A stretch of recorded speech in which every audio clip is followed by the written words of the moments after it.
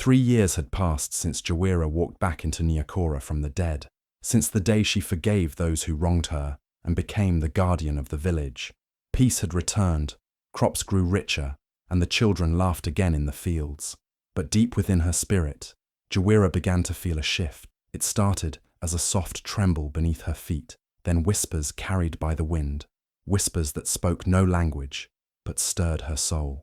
At night, she couldn't sleep. The trees outside her window leaned closer, their branches scratching the walls as if trying to speak. Her pendant, the one that once glowed with warmth, now pulsed with strange heat, almost like a heartbeat, but not her own. It throbbed when she closed her eyes, when the wind howled, when the moon turned red. She would wake in cold sweat, her ears ringing with a voice that didn't belong to this world. Mama Tifari noticed the change first. "Jowira," she said one morning, her voice trembling, "the forest is crying again." Jowira nodded. She had felt it too. When she walked into the sacred forest to meditate, the ground felt softer, almost breathing. The birds didn't sing anymore. Even the animals had moved further into the hills, leaving silence in their place. Something was stirring, something old, and whatever it was, the ancestors were afraid. She sat by the great baobab tree, the same place where truth had once been revealed, and placed her hands on the soil. It was warm, too warm. Suddenly, a gust of wind shot through the clearing, and for a moment, she heard it, clearly this time. A whisper, deep and broken, yet sharp as a knife. "Awaken me!" Her eyes flew open. She stood, heart racing. The earth wasn't calling her for wisdom. It was warning her. Something was waking beneath them. Something that had been sealed long ago. Something not even the spirits dared to name. It wasn't just a whisper anymore. It was a cry from the deep. And Jowira knew the peace they had enjoyed was coming to an end.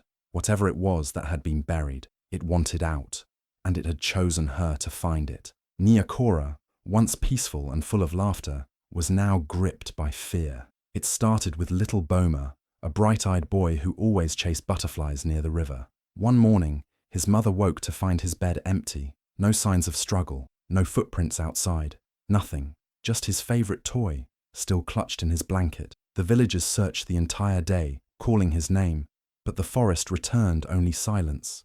Then it happened again. A girl, Kila, who loved to sing to the moon, vanished the next night. Her mother found her window open, the breeze blowing her songbook across the room. No sound, no scent, just gone. Whispers began creeping through the village faster than fire.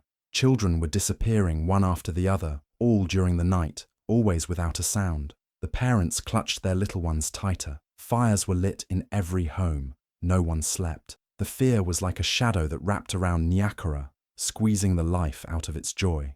The elders gathered, old men and women with tired eyes, and one among them trembled as she spoke. "It is the Ndonga, the shadow spirits.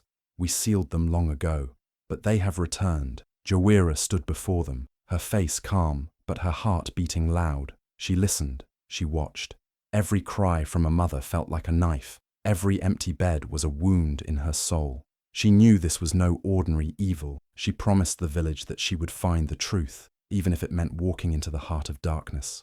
But as the villagers leaned on her strength, Mama Tifari looked away. She seemed distant, almost afraid to meet Jowira's eyes. That night, as the fire cracked quietly between them, Mama Tifari finally spoke in a whisper only Jowira could hear. "Not all shadows walk without faces," she said, her voice trembling. Some wear the faces of those we once loved." Jowira's heart froze. Her mind raced. What did that mean? Could someone from their own past be behind this? Could this evil wear a familiar mask? The trees outside rustled, though there was no wind. Jowira looked at the sky, dark and cold. She felt something watching, something waiting.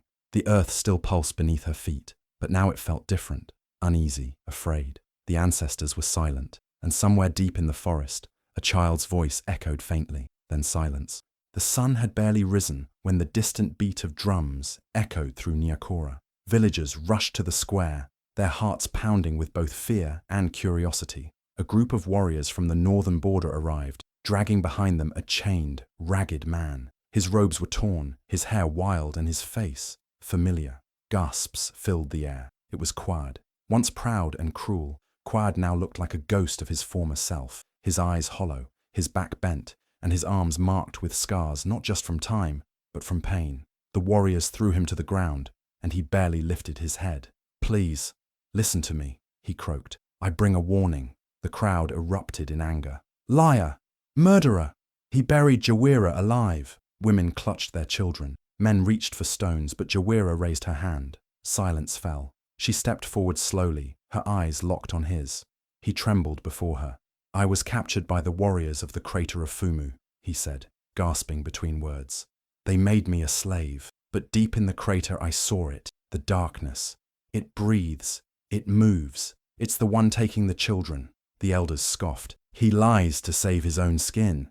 But as Quaid spoke, something strange happened. Jowira's pendant began to glow, a soft, steady light, like it was listening. She stepped closer, unsure. The pendant only reacted to truth or great danger. Her heart wrestled with doubt. Could Quaid be telling the truth? Or was this another trap? Quaid fell to his knees. "I have no pride left, only shame. I see her face every night. The earth punished me, but now it wants more." Something woke beneath the land, and it's hungry, the villagers murmured, torn between fear and hatred. Mama Eneli stepped beside Jowira and whispered, "We cannot let the past blind us. If he speaks truth, we must listen. Even cursed mouths can carry warnings." But Mama Tifari stared at Quaid with cold eyes, or lies dressed in fear. Jowira looked up at the sky, then down at the earth. She closed her eyes and listened. The ground hummed softly beneath her feet. The pendant warmed in her hand. Something was stirring beneath the surface, and it didn't care about justice or revenge. She opened her eyes and made her choice. She would hear Quaid out, not because she trusted him, but because the earth itself had not yet turned away. And somewhere in the distance, from the direction of the crater of Fumu, the wind carried a sound, a whisper, a warning, or maybe a promise. The morning they began the journey, the skies were unusually still, as if the world itself was holding its breath. Jowira, wrapped in her earthy robes and guided by the glowing pulse of her pendant, led the group through the dense forests beyond Nyakora. By her side walked Mama Tifari, her eyes sharp and watchful, and behind them followed 7 brave villagers, warriors, hunters, and even a young girl named Salima, who had lost her brother to the night whispers. As they moved deeper into the wild lands, the familiar world began to change. The trees grew taller, older, their trunks twisted like the faces of ancient spirits. Whispers rode the wind, soft voices that sounded like lullabies one moment and warnings the next. Salima froze once, saying she heard her brother calling her name from behind a tree, but when they checked, no one was there.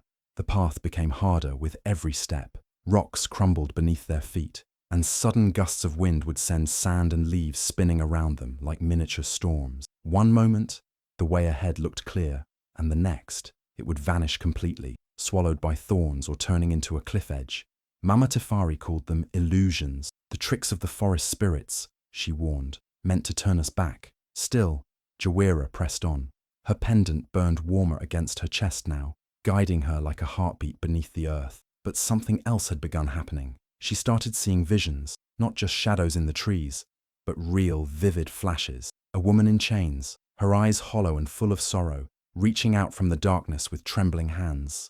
Jowira blinked and the image would vanish, only to return again moments later, more vivid each time. "Do you see her too?" she whispered to Mama Tifari one night by the fire. Mama Tifari looked into the flames, her face hard. "You see with more than your eyes now. The earth is speaking to you." On the 3rd night, while the others slept, Jowira wandered to the edge of a cliff that overlooked the lowlands, and there, in the silence, she saw the woman again. Not in a vision this time, but standing far below, her hands chained to the roots of a blackened tree that pulsed like a heartbeat. The woman looked up, locked eyes with Jowira, and whispered, "Find me." Jowira staggered back, her breath quickened. Who was she? A spirit? A warning? Or someone real trapped for years beneath the surface? The crater of Fumu lay just beyond the ridge, hidden by mist and time. But now, the journey was no longer just about stopping a curse. It was about rescuing someone calling out through the bones of the earth. And the deeper they went, the louder the earth cried. When they finally reached the crater of Fumu, the land changed. The trees thinned, the air turned heavy, and a strange humming vibrated beneath their feet. The crater yawned like a wound in the earth, vast, dark, and alive with mystery. Around its edge were ancient stones, carved with spirals and symbols that shimmered faintly in the dim light. Jowira ran her fingers across one, and it pulsed like a heartbeat. In the center of the crater, half buried in black soil and surrounded by thick smoke, stood a cracked stone gate. The smoke danced strangely, forming shapes, faces of women, screaming and fading, then returning again. And then she saw her, the same woman from her visions. She rose from the smoke, not as flesh and bone, but as spirit and memory. Her voice echoed without sound. Sayana. Mama Taifari read the carvings aloud. They told of Sayana, the most powerful earthseer ever born, who once could bend rivers and calm volcanoes. But the jealous spirits of the underworld feared her, so they tricked the villagers long ago into imprisoning her beneath the crater. The people sealed her away, not knowing the truth. And now, she stirred again. Quade dropped to his knees, his voice shaking. She called me in dreams. She showed me a world where I was king. She promised me power, power to undo my past. Jowira looked at him, stunned. You brought this darkness back? Quade nodded, tears running down his scarred face. I didn't know. I thought she was light. I was wrong. As Jowira stepped closer to the stone gate, the earth rumbled. The smoke thickened, curling around her feet. Her pendant blazed bright, and a sharp voice rang in her mind. Free me, daughter of earth. I will return the children. I will silence the shadows. Just free me. The villagers behind her shouted in fear, some begging her not to open the gate, others pleading to save their missing sons and daughters. Mama Tifari stared into the smoke, her hands trembling. Sayana was powerful, she said, but power twisted becomes poison. Are you strong enough to face her if she lies? Jowira's heart pounded. She could feel the presence of the lost children, faint but real, beneath the ground, trapped in a dream world, their voices distant and muffled. To save them, she would need to break the seal, but once opened, there would be no going back. The earth shook again, louder this time. Dust rose. Cracks appeared in the stone. Time was running out. Jowira stepped forward, placed her palm on the ancient seal, and whispered to the earth. The smoke hissed around her, waiting. One word could change everything. One choice could either heal Nyakora or destroy it, and in that moment, she had to decide. Trust the spirit of a betrayed seer, or let the children vanish forever. The moment Jowira whispered the ancient word, the stone gate shuddered and cracked. The carvings pulsed with red light, and a deep rumble echoed from below. The air turned cold as ice. The smoke thickened, twisting violently, and then it happened. The gate split open. But what emerged was not Sayana. No face, no form. Just a thick black mist that hissed like 1,000 whispers. It circled Jowira once, brushing her skin like frozen breath, and then shot into the sky, vanishing into the wind. Everyone stood frozen. Silence hung heavy, but the silence didn't last long. By nightfall, strange things began to happen. One by one, people in the camp grew weak. First, it was the children. Then, the warriors. Eyes rolled back, fevers raged, and mouths mumbled words that made no sense. Words in the old tongue, long forgotten by the living. Panic spread. Jowira stayed awake through the night, holding cold hands and whispering prayers. But nothing worked. Then the storm came. Lightning cracked the sky like a whip. Winds tore down trees. The path they had taken through the forest collapsed into mud and rubble, cutting off their way back to Nyakora. Their tents flew into the air. Fires died in the rain. People cried out for help, but the wind only answered with howls. Fear turned to blame. She did this, a man shouted, pointing at Jowira. She opened the gate. More voices joined him. She brought the curse. She freed something evil. Even those who had trusted her began to back away. Mama Tifari, who had always stood at Jowira's side, looked down in silence, her face pale with fear. She didn't defend her. Not this time. Jowira felt it. The shift.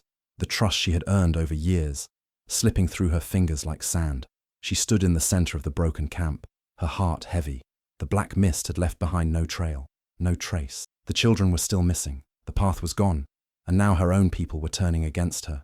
But deeper than the fear, deeper than the doubt, something inside her stirred. A voice, soft but firm. The earth still spoke. This wasn't the end. She closed her eyes, placing her hand on the ground, feeling the hum of the land. The spirit she had released. It wasn't done, and neither was she. Even if the world turned against her, she would find the truth, because the children's voices still echoed in her dreams, and she knew this was just the beginning. Jowira sat beneath the twisted roots of the old Nyami tree, the wind howling softly around her. The others had lost faith in her, and even Mama Tifari had turned quiet. So, with nothing left but her own spirit, Jowira closed her eyes and let the earth guide her. She fasted for 3 days, drinking only water from the sacred stream, letting her body grow weak so her spirit could grow strong. On the 4th night, when the moon sat low and blood red in the sky, she whispered the ancient words and slipped into the spirit realm. It was a place both beautiful and terrifying, floating paths of glowing dust, trees with eyes, and rivers that ran with memories instead of water. Here, time didn't move. Here, thoughts became real. Her first trial came suddenly. The faces of the lost children appeared in front of her, crying, reaching out, then turning into ash when she tried to touch them. She screamed for them, but the winds blew them away. Then came fear. 1,000 shadow hands clawed at her feet, whispering her failures, reminding her she had released the black mist.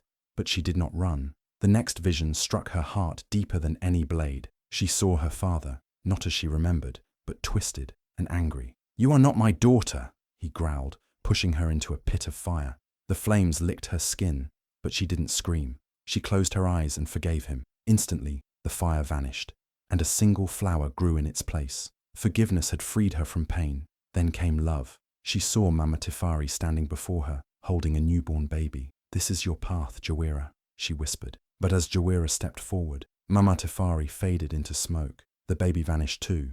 She cried out, reaching into the emptiness. That ache of losing something you never even had cut deep, but she held on. She whispered, "Even if I walk alone, I will walk in truth." Finally, she saw it. Her own grave, the one from years ago, when everyone thought she had died. But now, from the edge of the forest, a shadow stood watching. It was tall, cloaked in smoke, and its eyes glowed red. It wasn't Quaid. It wasn't Sayana. It was something else, something ancient. And in that moment, Jowira understood. Her burial had never been meant to end her story. It was a trap to silence her spirit forever. This being, it had been waiting, watching, guiding everything from the shadows. As the vision faded, the voice of the earth spoke in her ear. The darkness was never only in the world of men. It has roots in the spirit world too. Find the name, speak it, and break its hold. Jowira opened her eyes, drenched in sweat, her heart pounding. The trial was over, but the real war had just begun. The night was thick with tension as Jowira made her way back to Nyakora. The storm raged around her, lightning splitting the sky in flashes of white light. Each strike felt like a warning from the earth itself. She had the answer now. The shadow that had haunted her dreams and the village's nightmares wasn't just an ancient evil. It was one of their own. Elder Zafuno, the wise seer who had guided them for so many years, had been hiding a dark truth. The villagers had always trusted him, revered him for his visions, but what they didn't know was that Zafuno had made a deal with the shadow mist long before Jowira had returned to Nyakora. In exchange for power, for visions that let him see into the future, he had allowed the darkness to take root inside him. The visions he had given, the prophecies that had shaped the village's future, had all been manipulated to give him control over Nyakora, turning the people into pawns in his game. Jowira's heart pounded as she reached the village square. She could feel the weight of the villagers' eyes upon her, their silent hopes and fears pressing in. She stepped into the circle of light cast by the flickering torches, her voice steady despite the storm that whipped around them. "Zafuno," she called, her voice carrying above the thunder. "It's time to end this. The shadow you fed is no longer just in the mist. It's in you." The villagers gasped, looking from Jowira to the elder who stood by the sacred tree. Zafuno's face remained calm, but his eyes, those eyes that had always been full of wisdom, began to change. They darkened, swirling with an unnatural blackness. The wind howled, and the ground beneath their feet trembled as if the earth itself was rebelling. Zafuno's body jerked, a puppet being pulled by unseen strings. "You don't understand, child." Zafuno's voice was no longer his own. It was low, guttural, like the voice of the shadow itself. "I did what I had to do. Power, visions, control. I sought to protect us, to guide us. But you lost yourself in it." Jowira shot back. You made us believe your lies, twisted the prophecy, and fed the darkness that took the children. You betrayed us all. A flash of lightning illuminated Zafuno's face, revealing the horror within. His skin began to peel, revealing not the face of an elder, but the hollow, decayed face of something ancient. The shadow mist had taken full control. He was no longer the village's trusted seer. He was a vessel, a puppet of the very evil he had unleashed. The villagers screamed, backing away in fear, but Jowira stood firm. The earth beneath her feet seemed to rise, like it was ready to reclaim what had been taken from it. You've deceived us, Zafuno, but now the earth will remember. The spirits will rise.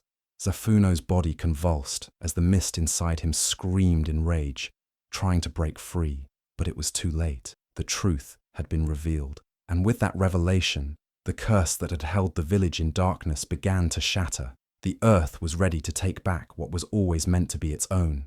Jowira stepped forward, the storm around her intensifying. She was no longer just a woman, or a daughter of the earth. She was its champion, and she would not let the darkness win. The ground beneath Nyakora shook violently, sending cracks through the earth as dark figures began to rise. It was as though the shadows themselves had come to life, clawing their way out from the depths of the earth. The village, once vibrant with life, was now under attack by these monstrous creatures. Creatures that had been awakened by the curse. Creatures that were now the embodiment of all the darkness that had been festering beneath their land. Jowira stood at the edge of the village, her heart heavy with both dread and resolve. The sky above was a swirling mass of storm clouds, crackling with unnatural energy. The ancient tree, the sacred baobab, which had once been a symbol of strength and protection, now stood as a silent witness to the chaos unfolding around it. The village was burning, homes were reduced to ashes, and the screams of the villagers echoed through the night. But Jowira was not about to let Nyakora fall into despair. With her body marked by the spirits, she was not just a warrior, she was the earth's chosen protector, and tonight she would prove it. Beside her, Mama Tifari stood tall, her eyes glowing with an ancient power. With every chant she spoke, the very air around them seemed to shift, the winds calming the flames and pushing back the shadow creatures. The chants were old, passed down through generations, and they held the strength of their ancestors. Quaid, scarred and broken from his past, was not about to stand idly by either. In a moment of true redemption, he grabbed a spear, his eyes burning with determination. He had wronged the village once, but now he would do whatever it took to right his wrongs. In a final act of bravery, he threw himself at a group of shadow creatures, taking them down one by one, ensuring the safety of the children who had been hiding in the shelters. His sacrifice was heroic, and though it cost him dearly, it was the redemption he needed.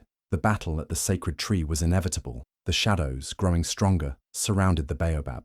Jowira knew this was where the curse would either end or consume them all. With each step she took towards the tree, she felt the weight of her ancestors pushing her forward, their spirits guiding her. The darkness, swirling like a living nightmare, lashed out at her, but she fought back, her pain fueling her every move. She could feel it, the shadow within the earth, within the spirits, trying to break free. It wanted her to fail, but Jowira had a strength they could never take from her. The strength of the earth itself. Her spirit was tied to it, and she would use every ounce of that power to save her people. With a final, earth-shaking roar, Jowira plunged her hands into the roots of the baobab, channeling the power of the land and the spirits. The shadows writhed, screamed, and began to dissipate as the light from within her radiated outward, pushing back the darkness. The earth trembled, but this time it wasn't with fear, it was with triumph. The curse was broken. Nyakora was saved. Jowira collapsed to her knees, exhausted but victorious. Her people had survived, and the village, though scarred, would heal. The shadow creatures were no more, and the darkness that had plagued them for so long had finally been defeated. Jowira had faced her fears, her pain, and her past, and through it all, she had emerged as the true daughter of the earth, stronger than ever. As the first light of dawn touched the scorched earth, peace slowly began to settle over Nyakora. The air was no longer thick with the acrid smell of smoke or the haunting sounds of shadow creatures. The villagers, weary and broken, began to pick up the pieces of their shattered lives. But amidst the chaos, something extraordinary happened. The children, who had been taken in the night, were found sleeping peacefully by the river, untouched by the horrors that had plagued the land. It was as though they had been protected by some unseen force, shielded from the darkness that had once threatened them all. But there was no time to celebrate just yet. Elder Zafuno, once the village's trusted seer, was nowhere to be found. The villagers feared the worst. They had all seen him, his eyes turned black, a vessel for the shadow mist that had plagued their land. And now, just as mysteriously as the shadows had come, Zafuno was gone, consumed by the very darkness he had called upon. In the midst of this quiet aftermath, Jowira stood before her people, her heart heavy with the weight of the battles fought and the lives lost. The village elders, humbled by her bravery, knelt before her, offering her the title of Queen of Nyakora. But Jowira, as she had before, refused. She had never desired power or a crown. She was not meant to lead by title, she believed, but by the strength of her spirit. But as the words left her lips, a strange thing happened. The wind picked up, rustling through the leaves of the sacred baobab tree. The trees themselves seemed to whisper, their voices carried on the breeze. It was not the voice of any human, but something deeper, something ancient. The earth itself spoke. You were never meant to rule with crown, but with spirit, the earth whispered through the trees. The message was clear. Jowira was not meant to be a ruler in the traditional sense, not one who wore a crown or sat on a throne. She was destined to be something more, something far greater. She was chosen to be the protector of the land, the first guardian queen. With that, the burden that had weighed on her heart all this time lifted. Jowira realized that she did not need a crown to lead her people. She had always been a leader in spirit, guiding them through the darkest of times. She had proven her worth through sacrifice, through the trials of her journey, and through the love she had for her people and the land itself. Her story would live on as a legend, not just of survival, but of purpose, sacrifice, and truth. Jowira, the Earth's chosen, would forever be remembered as the first guardian queen, the protector of all lands, whose spirit was stronger than any crown or title. Her legacy would inspire future generations, showing them that true leadership comes not from power, but from the heart and the strength of the spirit. And as the sun rose higher in the sky, Jowira stood tall, ready to embrace her new role, knowing that the earth was with her, always. Jowira's journey has been one of incredible strength, sacrifice, and purpose. From the moment she embraced her destiny as the earth's chosen, she fought with everything she had, not just for herself, but for the future of Nyakora. Her story teaches us all that true leadership isn't about power or titles, but about protecting what matters most and having the courage to face darkness with unwavering light. Now, as we reach the end of this chapter, we ask you to reflect on Jowira's journey. Her resilience, her love for her people, and her connection to the earth are a powerful reminder that sometimes the greatest heroes aren't the ones wearing crowns, but those who lead with their hearts. If Jowira's story has touched you, inspired you, or reminded you of the strength we all hold within, please show your support. Like this video, share it with those who need to hear this message, and don't forget to subscribe to our channel for more heartwarming tales of bravery and wisdom. Your support means the world to us, and we're incredibly grateful to have you on this journey. Thank you for being part of this incredible story. Until next time, keep your spirit strong, just like Jowira.